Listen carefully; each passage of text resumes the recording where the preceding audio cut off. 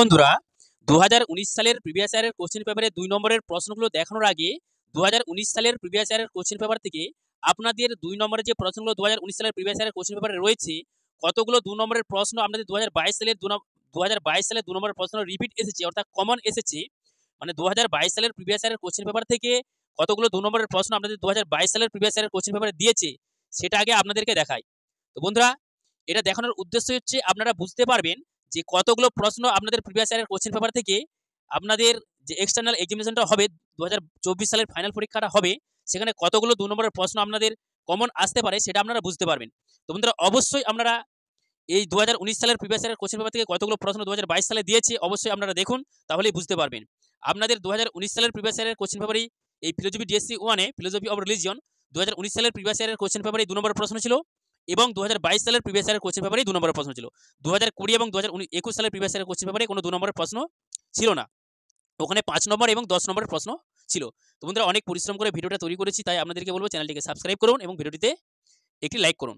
তো বন্ধুরা দেখুন এটা হচ্ছে আপনাদের BA 5th semester general examination 2022 CBCS subject philosophy, course হচ্ছে DSC 1 A philosophy of religion. তো বন্ধুরা ধৈর্য সহকারে ভিডিওটা দেখুন, আপনাদের আশা করি অনেক আপনারা উপকৃত হবেন। তো বন্ধুরা এখানে দেখুন ফিলোসফি অফ রিলিজিয়ন, এখানে দেখুন 2022 সালের প্রিভিয়াস ইয়ারের কোশ্চেনটা দেখুন। এখানটা একটু খেয়াল করুন, দেখুন এখানে যে প্রশ্নটা রয়েছে যে টোটমবাদ কি। দেখুন এই প্রশ্নটা এই যে টোটমবাদ এটা 2022 সালের প্রিভিয়াস ইয়ারের কোশ্চেন পেপারে দেখুন এই টোটমবাদের প্রশ্নটা দিয়েছে 2 নম্বরে। টোটমবাদ কি দেখুন মধ্যে এই প্রশ্নটা আমাদের 2019 সালের প্রিভিয়াস ইয়ারের কোশ্চেন পেপার থেকে নিয়েছে। দেখুন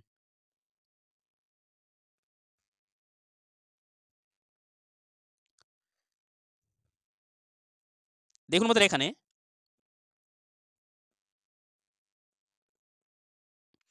এই প্রশ্নটার দিকে খেয়াল করুন। টোটমবাদ কি এটা হচ্ছে আপনাদের 2019 সালের প্রিভিয়াস ইয়ারের কোশ্চেন পেপারে দেখুন এই টোটমবাদ প্রশ্নটা আছে, এখান থেকে আমাদের 2022 সালের প্রিভিয়াস ইয়ারের কোশ্চেন পেপারটা প্রশ্নটা রিপিট দিয়েছে। তারপরে আরো দেখাচ্ছি দেখুন বন্ধুরা,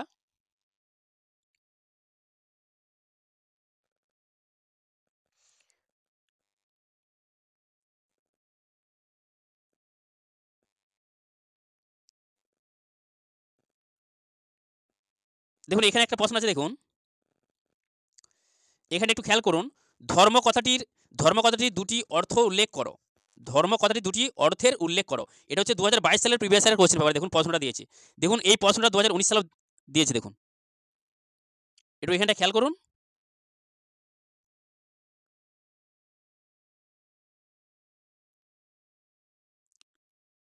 এখানটা একটু খেয়াল করুন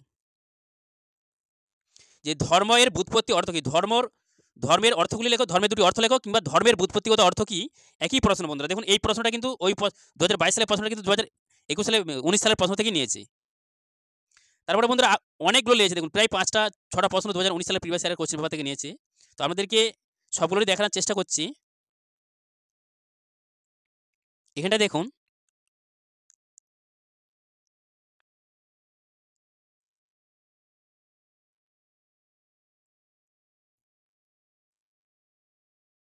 এখানে একটু লক্ষ্য করবেন, দেখুন এখানে যে প্রশ্নটা আছে দেখুন। তো বন্ধুরা ধৈর্য সহকারে ভিডিওটা দেখুন, আপনারা বুঝতে পারবেন যে কতগুলো প্রশ্ন আপনাদের রিপিট আছে। এই একটা প্রশ্ন দেখুন, সনাতন ধর্ম বলতে কি বোঝায়। এটা হচ্ছে 2019 সালের প্রিভিয়াস ইয়ারের কোশ্চেন পেপারে দেখুন প্রশ্নটা আছে, সনাতন ধর্ম বলতে কি বোঝায়। তারপরের প্রশ্নটা দেখুন প্যানেনথেইজম কি। এই প্যানেনথেইজম কি, এই দুটো প্রশ্নই দেখুন বন্ধুরা এখান থেকে রিপিট দিয়েছে, 2019 সালের প্রশ্ন থেকে রিপিট দিয়েছে। তারপরে দেখুন এখানে দেখুন,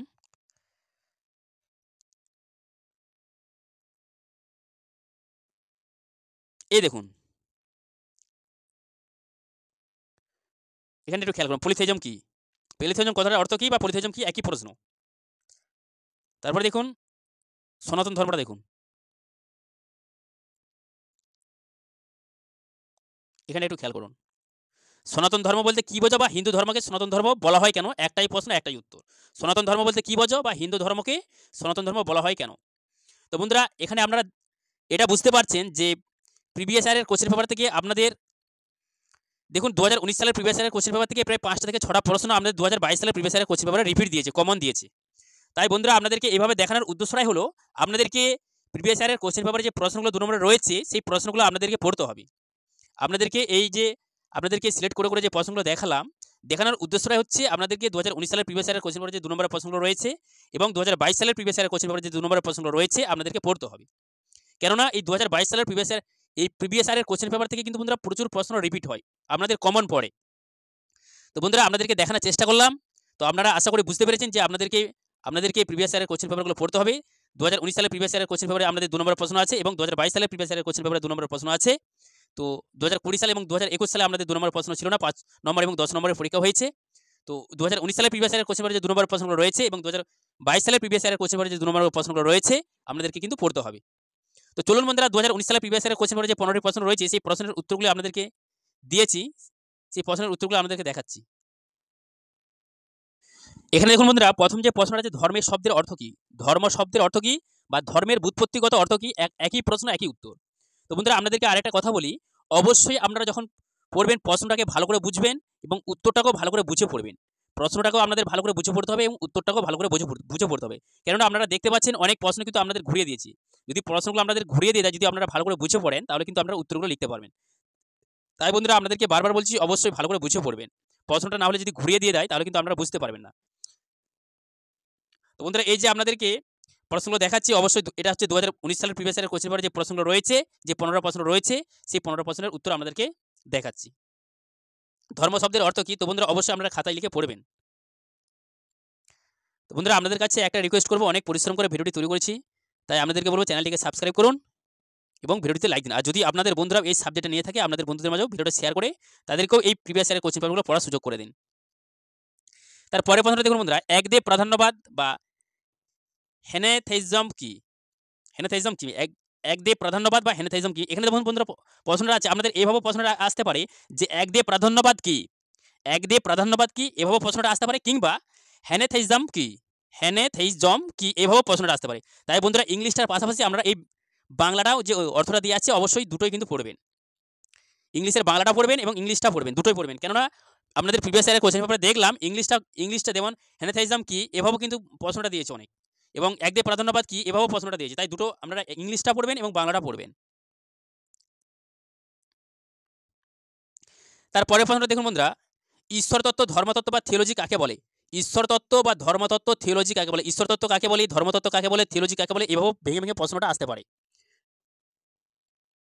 তো বন্ধুরা আপনাদের 2019 সালের প্রিভিয়াস ইয়ারের কোশ্চেন পেপারে যে 15 প্রশ্ন রয়েছে, তো সব প্রশ্নের উত্তরগুলি বন্ধুরা আমি বই থেকে কালেকশন করতে পারিনি বা গুগলেও গিয়ে সার্চ করে দেখেছি কিন্তু পাইনি।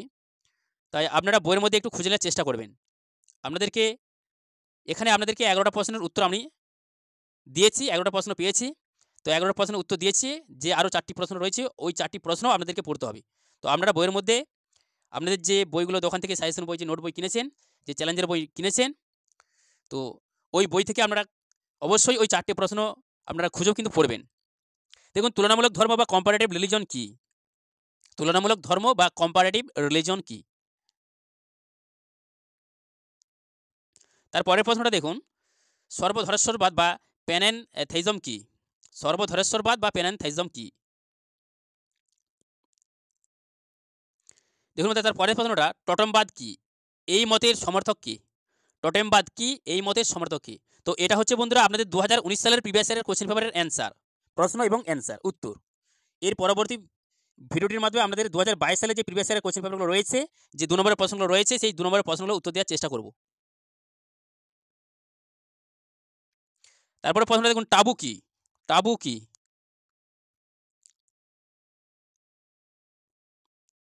তারপরে প্রশ্নটা দেখুন, সত্য বিষয়ক যুক্তির কটি রূপ, সত্য বিষয়ক যুক্তির কটি রূপ।